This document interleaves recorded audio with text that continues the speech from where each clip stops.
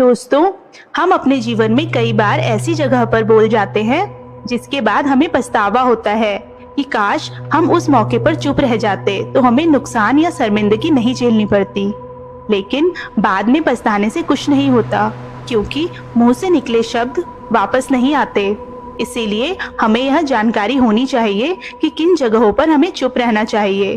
तो आइए जानते हैं ऐसी ही स्थितियों के बारे में जहां हमें चुप रहना चाहिए। फर्स्ट नंबर, जहां किसी घटना या बात को लेकर चर्चा हो रही हो और उस घटना या बात से संबंधित आपके पास कोई तथ्य नहीं है, तो उस स्थिति में आपको चुप ही रहना चाहिए। बोलने में भलाई वही होती है जहां आपको किसी चीज के बारे में पूरा ज्ञान हो। नंबर सेकंड, यदि आपके मुख से निकले शब्दों से किसी को मानसिक ठेस पहुंच रही हो तो आपको वहां तुरंत चुप हो जाना चाहिए, क्योंकि किसी व्यक्ति को मानसिक पीड़ा पहुंचाकर आप महान नहीं बन सकते। महान तो आप तब बनेंगे जब किसी को आप उसकी मानसिक पीड़ा से निजात दिलाएंगे। नंबर थर्ड, यदि कोई वस्तु आपको पसंद नहीं है और वही वस्तु दूसरों के लिए पवित्र है, तो उस वस्तु को भला बुरा कहने की बजाय चुप ही रहे तो बेहतर होगा, क्योंकि चाहे वह इंसान हो या कोई वस्तु, हमें किसी चीज का अपमान नहीं करना चाहिए।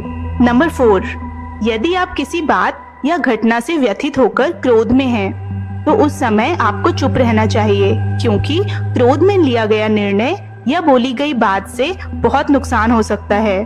चुप रहने से ना कोई छोटा होता है और न ही बड़ा। नंबर 5, जहां किसी ऐसे मुद्दे पर बात हो रही है जिससे आपका कोई ताल्लुक ही नहीं है, वहां आपको चुप ही रहना चाहिए। बिना किसी वजह के अगर आप दूसरों के मुद्दों पर बोलेंगे तो यह आपके लिए नुकसानदायक रहेगा। नंबर 6, यदि आपके शब्दों से किसी के परिवार या व्यक्ति की प्रतिष्ठा के बारे में गलत छवि बन रही हो, तो वहां आपको चुप रहना चाहिए। किसी के परिवार या किसी व्यक्ति के बारे में बुरा बोलने से केवल आप ही बुरे बनेंगे। नंबर 7, जहां पर 2 या अधिक लोग आपस में बात कर रहे हों, वहां पर आपको जब तक बोलने या अपनी राय देने के लिए न कहा जाए तब तक नहीं बोलना चाहिए, क्योंकि बीच में ही आप बोलेंगे तो आपकी बात को कोई गंभीरता से नहीं सुनेगा। नंबर 8, यदि कोई व्यक्ति आपसे कोई बात कह रहा हो तो उसकी बात जब तक पूरी न हो जाए तब तक आपको नहीं बोलना चाहिए।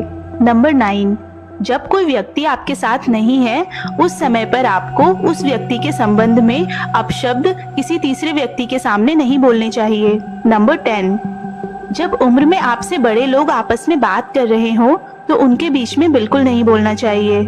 तो फ्रेंड्स, अगर आपको ये वीडियो अच्छा लगा हो तो लाइक एंड सब्सक्राइब जरूर करिएगा। मिलते हैं अगली वीडियो में, तब तक के लिए नमस्कार।